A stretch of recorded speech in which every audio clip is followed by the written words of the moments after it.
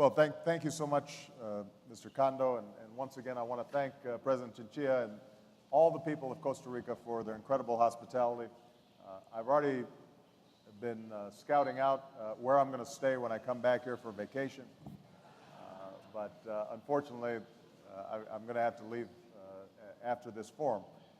But, you know, Arturo and I were discussing backstage the fact that, you know, Inkai, which has such a wonderful reputation throughout the region. I know we have two former alumni who now are presidents of Panama and Guatemala, respectively, that the origination of this idea was when President Kennedy visited 50 years ago. And I think recognized at that time the enormous potential for the private sector as a critical ingredient in progress and development for the hemisphere as a whole, that when you combined good government with a thriving free market, then that was an extraordinary recipe for opportunity for all people.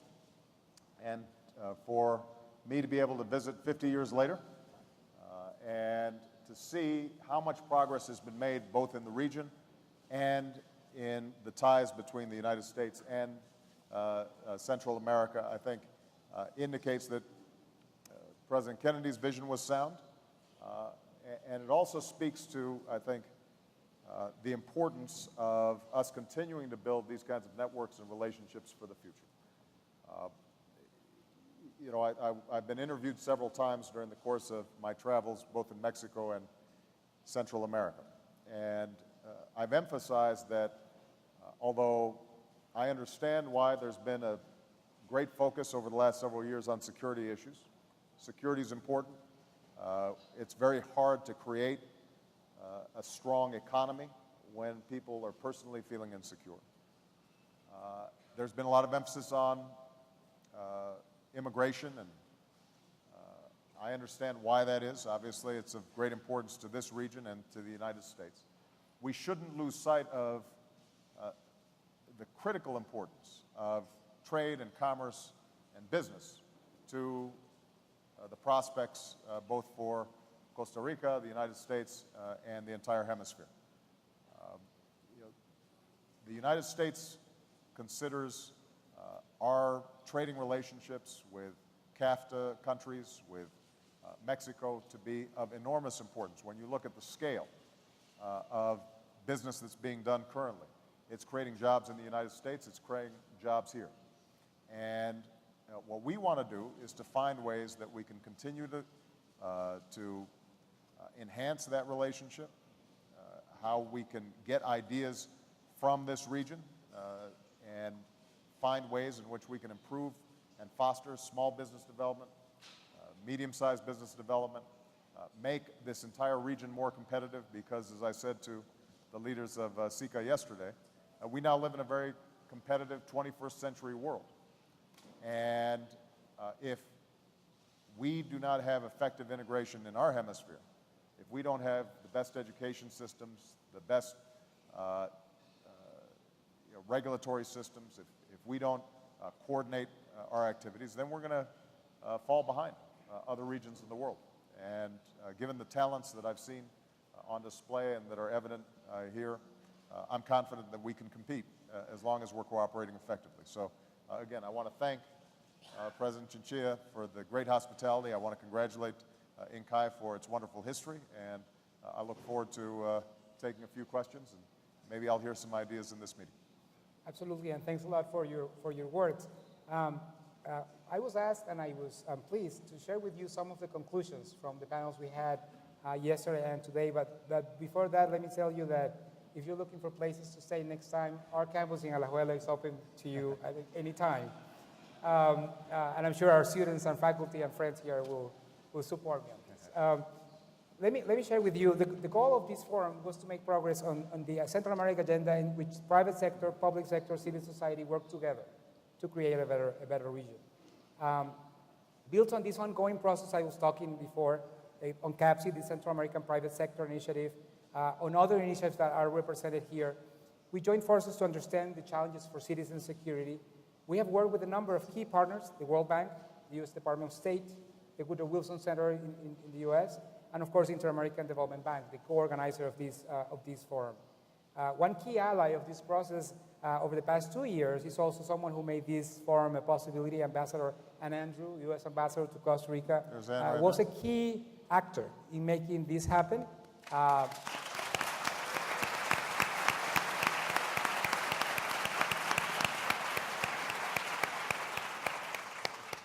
Since Ambassador Andrew arrived to Costa Rica, she immediately saw the region as a whole. She saw the opportunities of working as a region, and she saw the need. She knew about the need of private and public partnerships, civil society engagement, and we've worked together for more than 2 years in making that a reality. And today, for us, is a milestone in that ongoing work.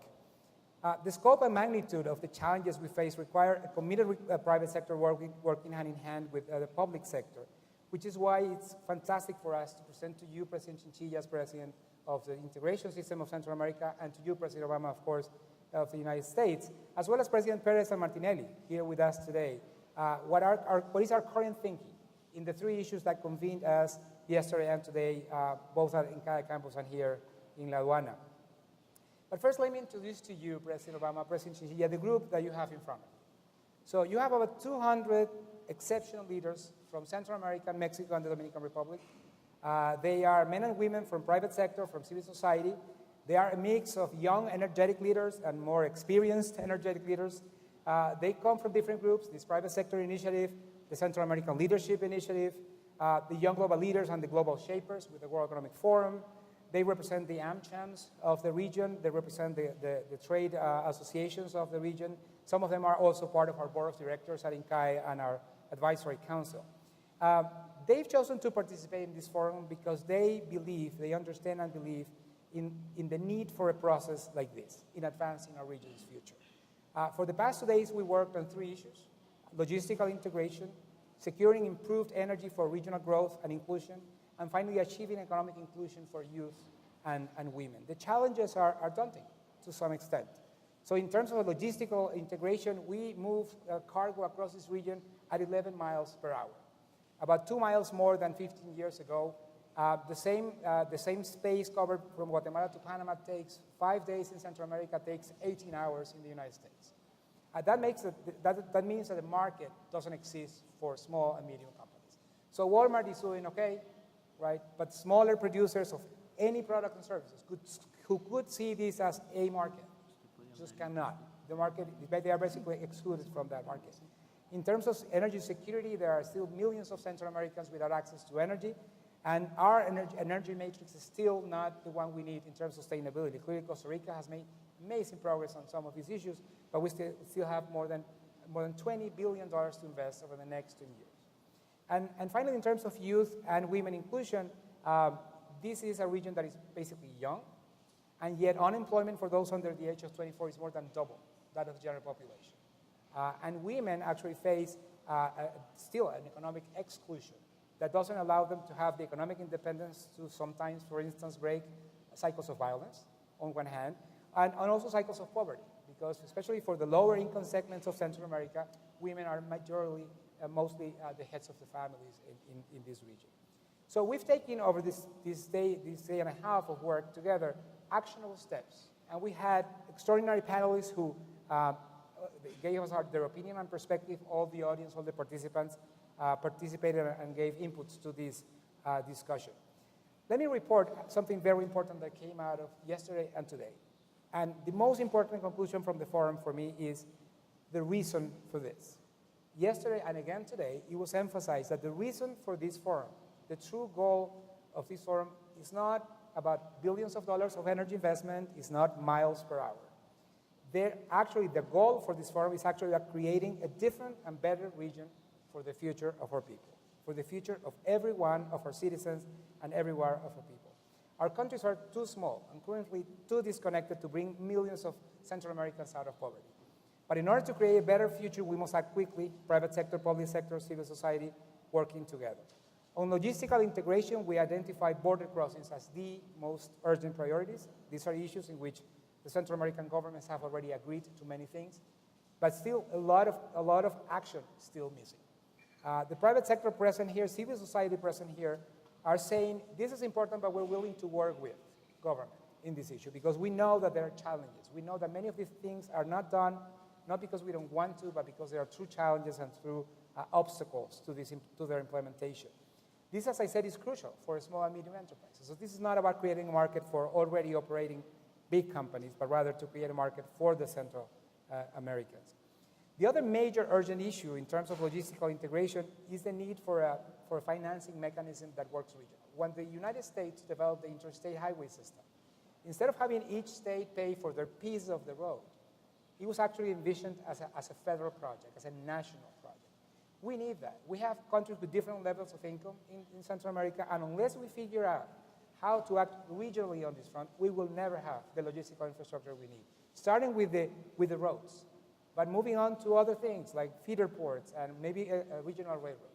That won't happen. It will just remain as an idea unless we find an actual mechanism in which the region can act again as a region. And finally, we need to create social awareness of why integration is important. This is not, again, about Walmart. This is not, again, about the big companies in the region. This is about the small company and consumers. It's estimated that 20% of food costs in the region are related to logistics. 20% of food costs. That means that if we lower those costs, food will be cheaper for our people. That's what this is all about. In terms of improved energy for growth and development, two were the clear priorities in our discussion. One was inclusion of Colombia and Mexico, and through Mexico, potentially the United States, into an energy, electricity interconnected system. That's almost completed, so that's been almost achieved. But the second part that is not yet achieved is a regional market that actually functions as a market. At this point, we have a market that is really small, and we haven't agreed among ourselves, among our countries, in how to guarantee longer-term contracts. And without that, we won't have the investments we need in energy. Without that, we won't have the investments we need in clean and sustainable energy for all. Clearly, one thing that was mentioned relevant to your visit, President Obama, was the importance of natural gas as a potential resource, energy resource. And of course, there are decisions that the United States as a country has to make, but the region sees this as an opportunity. Our conclusion, however, was that without a regional market, those opportunities could not be realized. So it is still about creating the market and bringing it to reality. Finally, in our discussion this morning, in a very efficient reporting system, because it finished like 15 minutes ago, we discussed three major issues for the region. I mentioned youth, women independence, and also early childhood. And they actually work and interact hand in hand. And the most emphasis in the morning was given to early childhood support.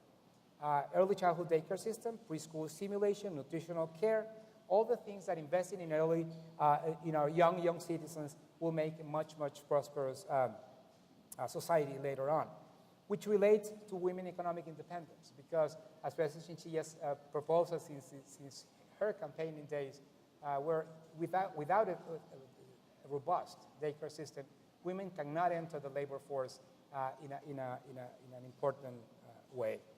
And so those two are critical to reduce violence cycles, reduce poverty cycles. And the third component is youth economic inclusion. And in that includes both employment and the potential for entrepreneurship. It has been highlighted that a number of companies in the region doing already programs around youth employability, but governments can support that through their vocational training systems, working together with firms who know exactly what kind of training is needed, and having the government and private resources pooled into a massive youth vocational program and hopefully youth entrepreneurship program. On all three fronts, there was also a common theme: the need for improved public institutions, improved capacity in the public sector. Across the region, we have different needs, but across the region, you need to invest in the human capital leading our nations. The private sector actually has an initiative that started in Guatemala a year ago, and I think we need to expand that, regionalize it, work with government, work with multilaterals, and really bring about a public leadership initiative around the region that help us invest in those who actually manage our countries day to day.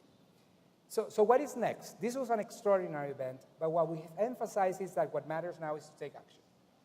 In CAE, CAPSI, CALI, all the members of this effort are willing and ready to keep working on them until we have the Central America we aspire to, a region we can proudly leave to our children. As you mentioned, ICAI is celebrating its 50th anniversary next year. We were created after President Kennedy's visit 50 years ago. So we are a business school that has been facilitating dialogue, and will continue to do that, hopefully for the next 50 years and beyond. We're very happy to have such a representation of Central American presidents here. President Chinchilla, of course, as president of SICA today, but also President Martinelli and President Perez, who clearly with your presence are saying, we're ready to listen, we're ready to work together. We look forward to deepening that work, to engaging other partners in this effort. I want to propose to everyone here to convene again before the end of the year, to keep working and assess progress before the end of the year, perhaps in the United States. We've already been invited to a ministerial meeting around energy in about a month. Those are great for next steps, and I look forward to taking those steps further. I thank again President Chinchilla and the Costa Rican government for allowing us to be part of this historical journey, this historical visit of President Obama to the region. I look forward to working together with President Martinelli, who will take next the presidency of the integration system, and as you mentioned, an ICAI graduate himself. Finally, let me borrow your words, President Obama. Thinking and working for a truly integrated Central America is our audacity of all.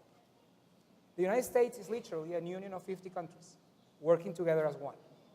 We can dream of a Central America as a one single market, as a one single energy system, one single society. We will be bold in working to make that a reality. Thank you very much.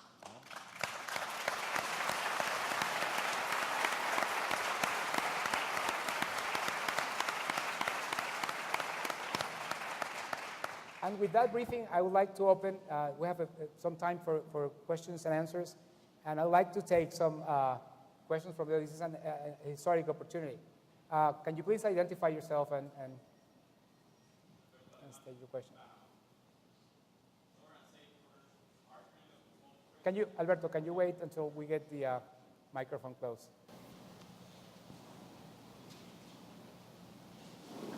Good morning. Alberto Alemán, former Panama Canal Trader. Border and safe borders are critical to both trade and security.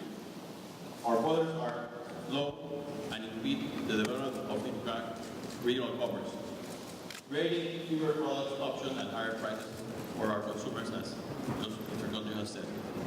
The U.S. appears to have made tremendous advances in maintaining and improving speed, while also ensuring security on its land borders. What has been the most valuable to the U.S. in advancing safe and efficient border crossing? And what will the U.S. recommend to the Central American countries to move towards a safe and efficient border that we need? Well, there's no doubt that we've made progress. More progress needs to be made in improving border security and facilitating speed and efficiency when it comes to trade and commerce. And those two things go hand in hand. You know, both in the United States and on the other side of the border in Mexico, as well as our northern border with Canada. A lot of the press focus is on security and immigration. But one of the arguments that we've made in pursuit of comprehensive immigration reform is that you can't separate out the dangers or challenges or concerns of a border from the enormous opportunities that a well-managed, well-regulated border represents. And so my administration's focus has been, number one, let's make sure that we've got a sound system of immigration, customs, and a regulatory environment in cooperation with Canada and Mexico that, as much as possible, eases the flow of goods and people and services that are legitimate. So, for example, in the North America Leadership Summit that I have with the Mexican president and the Canadian president, a lot of our work centers around how can we continue to find ways to synchronize existing regulations so that we can speed up the movement of goods and services. Are there ways in which there are regular, frequent trading practices that are going on between the countries where we essentially are able to put them on a fast lane as opposed to the more typical travel for tourists or sporadic visitors. And so that regulatory coordination, I think, is number one. Number two is infrastructure.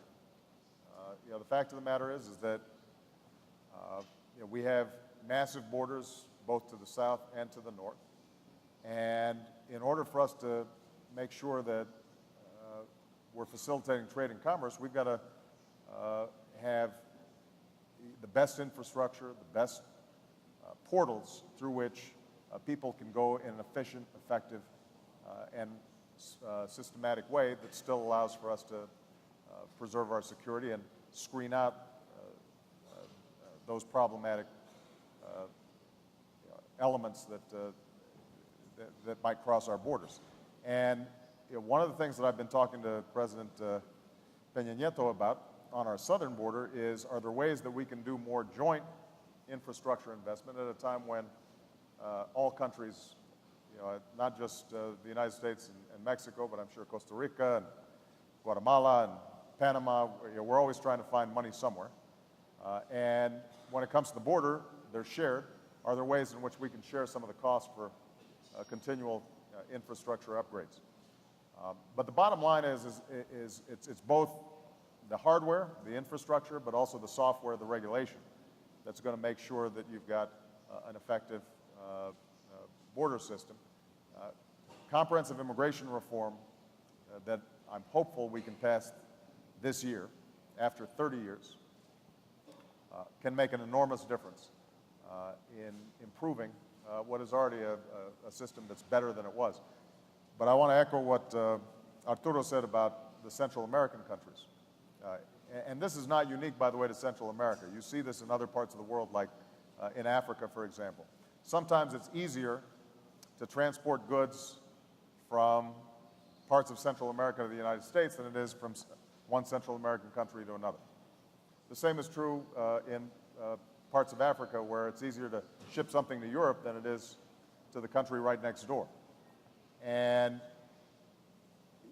to think about working with the Inter-American Development Bank, with the United States, with other partners, how do we build the kind of connectivity and emphasize internal integration and trade and markets? That's going to strengthen you. That'll put you in a more effective position to compete in world markets, and it will allow you then to interface with Mexico and the United States and Colombia and other parts of the hemisphere. Because what I said to the SICA leaders yesterday was, the more integrated we are, the more effective we're going to compete internationally. But that's going to require some investment. I just want to emphasize it's not just building the road or the bridge or the port. It's also having the regulatory structures that make those work. Thank you very much. Another question? Paula? I'm sorry.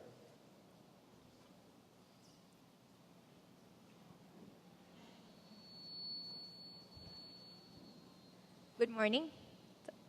My name is Paula Roert, and I am a Central American from Costa Rica, and I am also an MBA student from INCAE. My question is in relation with early childhood support. There is strong consensus in Central America that has been validated by the IDB and INCAE that early childhood support is one of the best investments our countries can make. Yet, we are still struggling trying to provide primary and secondary education coverage to the entire population, and even this is pushing the boundaries of our budgets.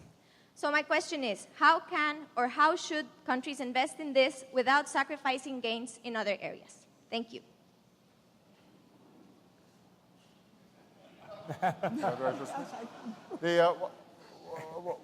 Well, I'll just say very very briefly that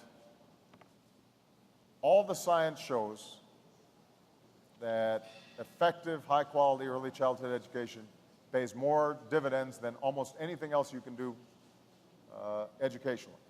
Because if children get a good start, if they're read to, and their vocabulary is expanding, and they're taught their numbers and their colors and all the basic building blocks, then they're much more likely to succeed.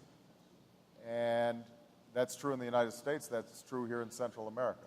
So the way we think about early childhood education is not just as an add-on to our overall education policy. What we're trying to argue in my administration is this is part of our entire education strategy. It starts when the child is born, and increasingly in this knowledge-based economy, it's going to continue even after people have graduated from college, that they're going to have to continue learning. You're right that paying for it is difficult and quality control is difficult. Good quality early childhood education is not just babysitting. It's having trained professionals who know how to stimulate very young children to give them the preparation that they need, which means setting up training programs and making sure they're adequately paid. And in terms of financing, in my State of the Union, because the United States, by the way, we don't have the kind of early childhood education system that I think we should have. And when you compare what we do to some of the more advanced countries in the OECD, we're not where I want us to be. So what I did in the State of the Union was propose that we impose an additional federal tax on cigarettes in order to pay for an expansion for high-quality, universal early childhood education. You get the dual benefit of reducing smoking, which saves on our health care costs, at the same time as we're able to improve early childhood education. Now, whether we're going to be able to get that passed or not, I don't know. It's always a struggle to get new revenue for worthy endeavors, but there's no bigger bang for the buck that you can get than making this investment in early childhood education. So I'm going to keep on arguing for it forcefully. Arturo, ¿me dejas? Por favor, presidente. No puedo dejar de referirme a este tema porque en la piedra angular de los programas sociales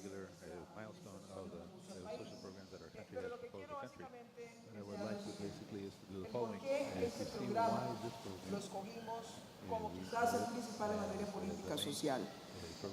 Y es que hace unos 5 años, 5 a 6 años, el INCAE precisamente convocó a un grupo de sabios sobre el desarrollo de distintas partes del mundo con financiamiento del Banco Interamericano de Desarrollo y del Banco Mundial.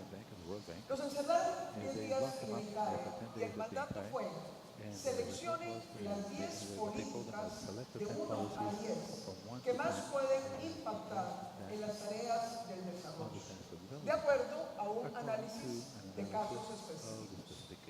Cuando fuimos a recibir el informe, yo hacerlo en nombre del gobierno de Costa Rica entonces, nos encontramos con que el programa número 1, después de un análisis exhaustivo, era to invest in programs for care during the early age, from 0 to 5 years of age. A segment of the population that was very much uncared for in our countries. And I don't want to point it out in this way because sometimes this is something that has been seen somewhat pejorative as a mere daycare network to take a little load off the working woman, and that is not so.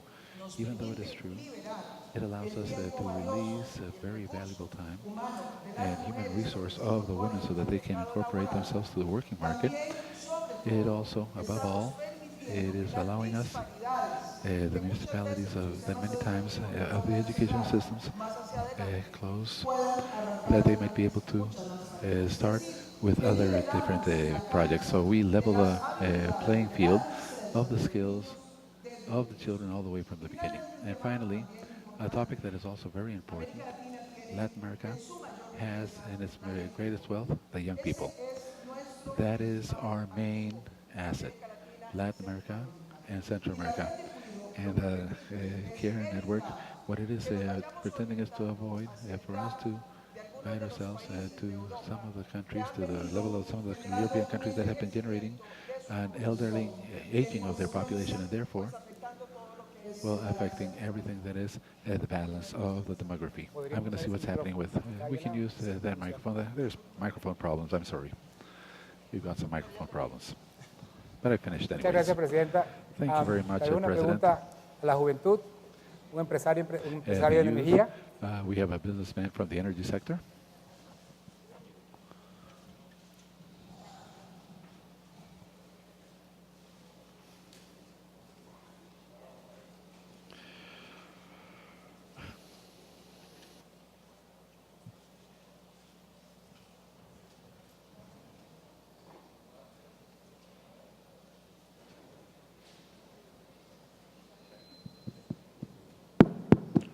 Hello.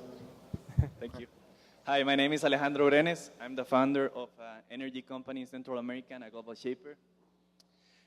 Central America has significant renewable energy resources.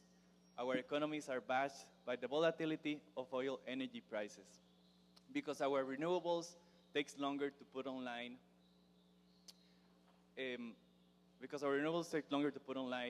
also delays and local oppositions are taking us in a default state that we're using more fossil fuel, taking us farther into our regional goal of a more sustainable energy mix. And on top of that, we have earthquakes and frequent severe weather that makes our electrical system vulnerable. Saying that, how can we accelerate the investment in more sustainable energy? And what are the opportunities and possible role of the US and US companies to work with Central America and to advance in a more sustainable energy mix that the region needs, and to reduce the volatility of our electrical system? Thank you.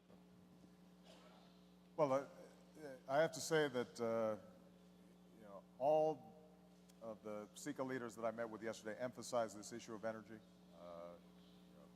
President Perez, President Martinelli, and President Chinchilla all focused on the fact that electricity costs here in Central America may cost 3 times as much as they do in Washington, D.C. And that's a huge structural disadvantage for businesses and families in the region. So this is something you're going to have to fix. Now, the good news is that you've already made enormous progress in renewable energies in ways that, in fact, are well in advance of what other parts of the world are doing. The fact that Costa Rica is already getting 90% of your energy from renewable sources is a great achievement. And it means that you've got technology and expertise and a tradition of renewable energy in the region that you need to build on. And what the United States can do, I think the most helpful thing we can do is work with you because we have a common goal of creating more renewable energy sources. Let's collaborate on research, technology. Let's network companies that are advancing new renewable energy strategies and see if we can have more joint ventures and projects. Because it's my view that if any of us find good answers to renewable energy, that will spread like wildfire and everybody will ultimately benefit. It almost doesn't matter where the innovations occur because they'll be readily transferable around the world. What I also understand is that we're not going to immediately be able to transition off of traditional sources of energy, fossil fuels like oil and gas. And even Costa Rica, it's getting a lot of renewable energy, but it's still got to make up that difference. And that's going to be a transition for all countries over the next 20, 30 years. And it's true that because of the extraordinary advances in technology that we've made in the United States, we are likely to be a net natural gas exporter as soon as 2020. And so one of the things that I've discussed with your presidents is how can we potentially use that as a bridging mechanism. I've got to make a decision, an executive decision broadly about whether or not we export liquefied natural gas at all. But I can assure you that once I make that decision, then factoring in how we can use that to facilitate lower costs in the hemisphere and in Central America will be on my agenda. The last point, which Arturo mentioned, but I can't emphasize enough, whether you're talking about traditional energy sources, renewable energy, setting up structures and regulatory regimes for creating economies of scale and efficiencies are critical. I was mentioning that, in California, the utilities, when they produce energy, during non-peak hours, they ship it across the border down to Mexico. When they have peak hours, they bring that energy back to California. And because of not only the technology, but also the laws that are in place, that saves consumers money on both sides of the border. And given the small size of many Central American countries, it's critical to create a regional market. And that's not just transmission lines. It's also, having the rules in place that allow the free flow of energy back and forth. People get nervous about that because they're worried, well, Panama's going to steal my electricity, and then, Costa Rica, I don't know, maybe they're going to poach some of our power. But the truth of the matter is that everybody stands to benefit. And we'll work with the American Development Bank. We put forward, I think it was last year, maybe it was the year before, when we initiated the Connect 2022. And so our goal is to use whatever convening power we have to network with the private sector as well as the public sector to find ways to enhance that integration. If you can solve this problem, it will free up resources for early childhood education.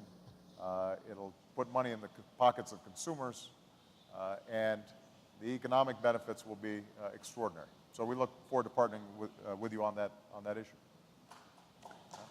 Arturo, me Well, yes, I think the microphone is not working okay, but they just fixed it. Well, you see, what I like to do is take advantage of this opportunity to indicate what we talked about yesterday.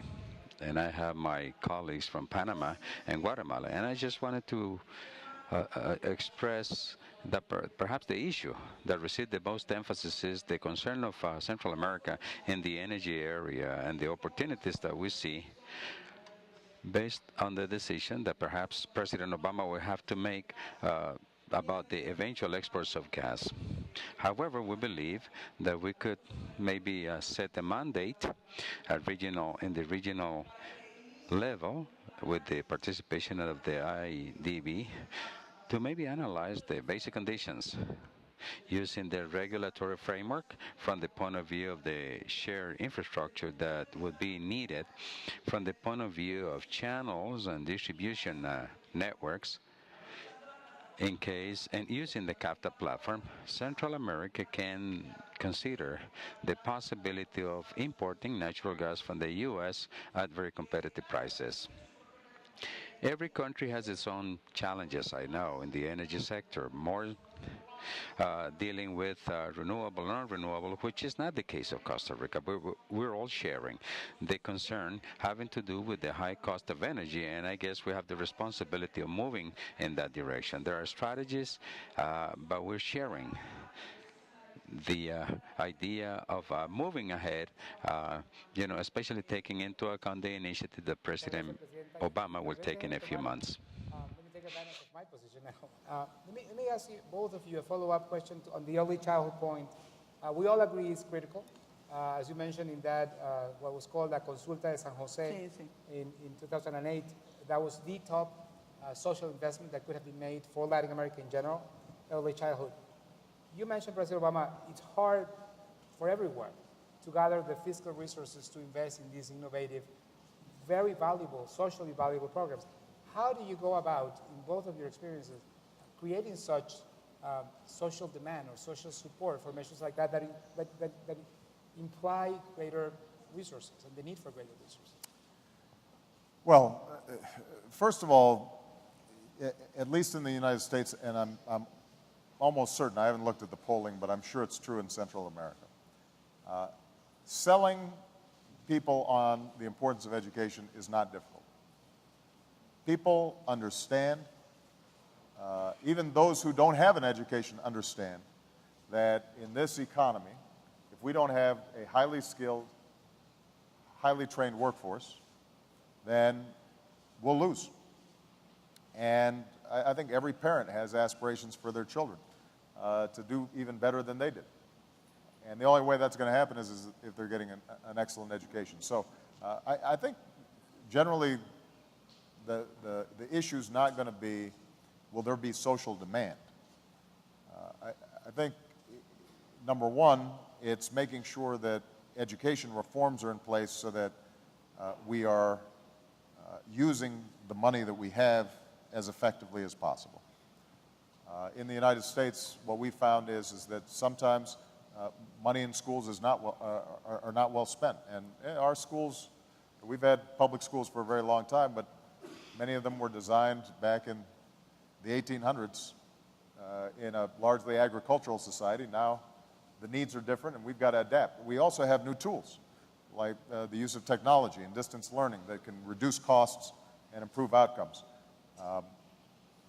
We have to spend a lot of time focusing on teacher quality and training teachers so that they're up to speed on the best practices to improve learning.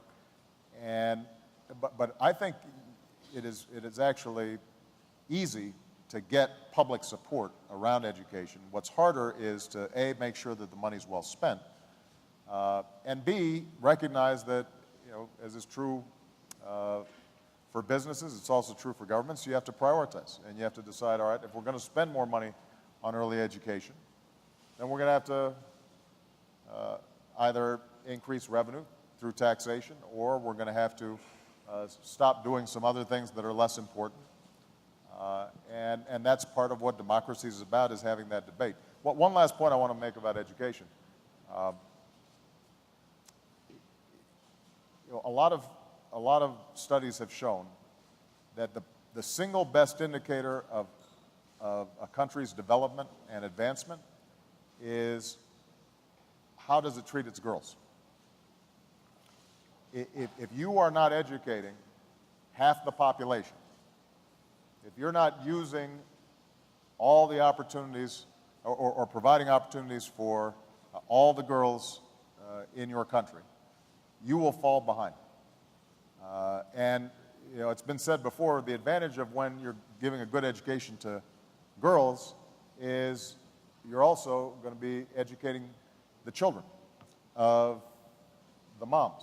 And so making sure that social equity and gender equity is built into our education agenda, especially around things like math and science and engineering, where traditionally a lot of times young girls are discouraged because it's viewed somehow as not their subjects.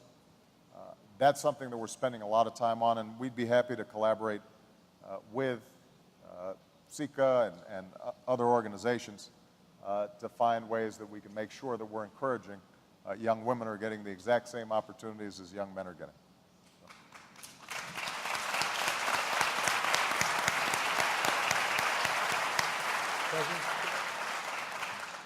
Well, we need to wrap up due to our time constraints.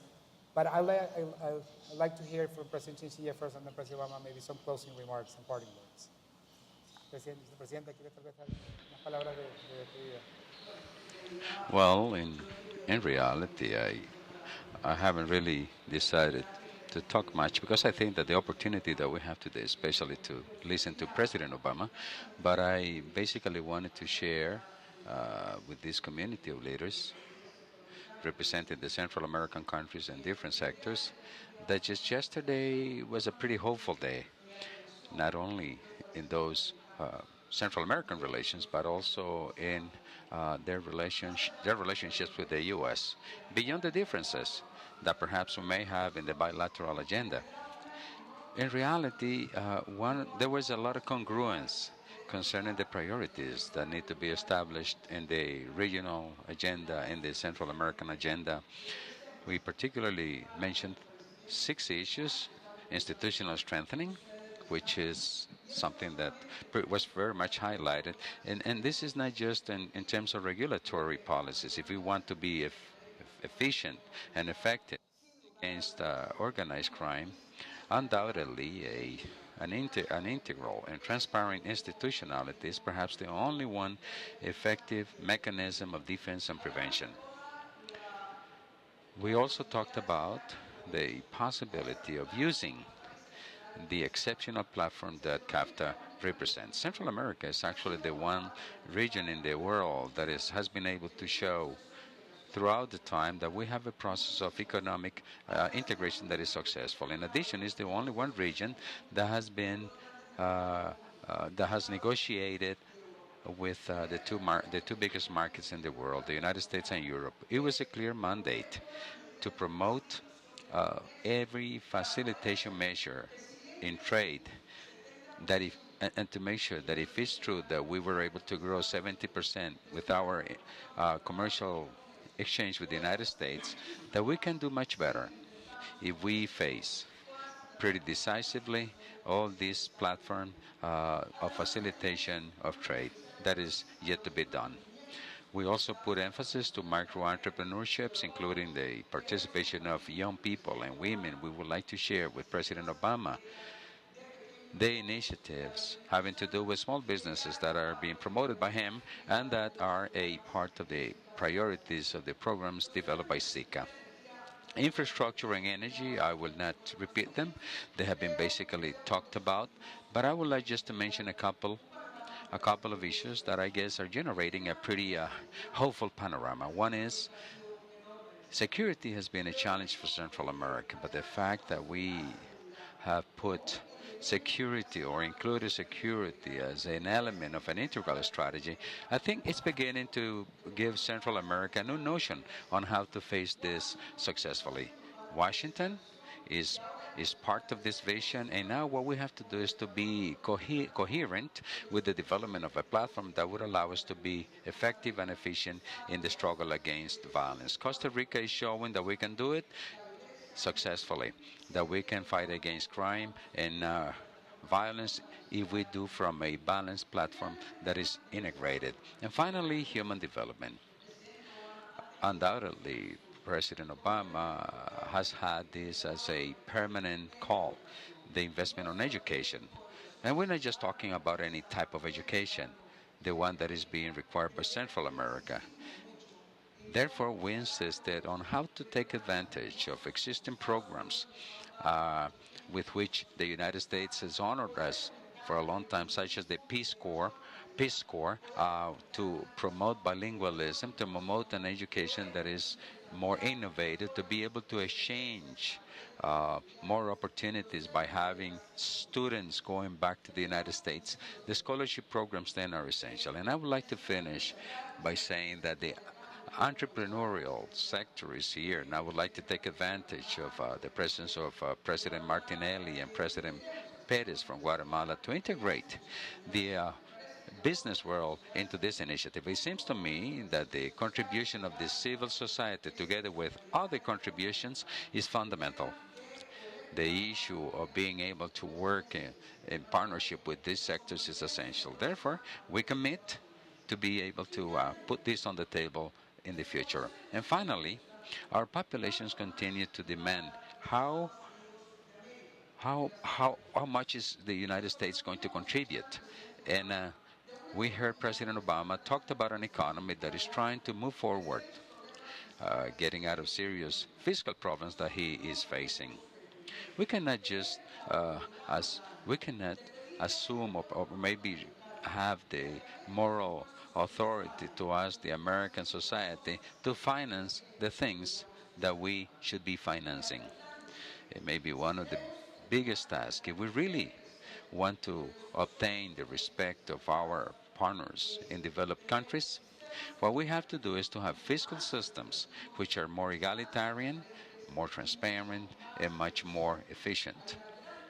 There is a big load on the financing of development that continues to be our own responsibility in Central America. Thank you very much.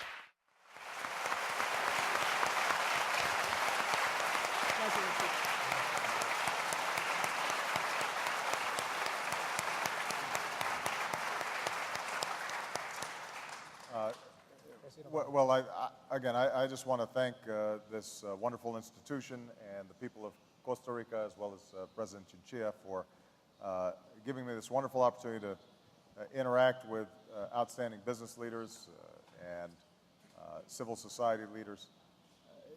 The main message that I have is that the United States recognizes our fates are tied up with your success. We want to be a partner. I've said this before, and I will repeat, we don't think there are senior partners or junior partners in that partnership.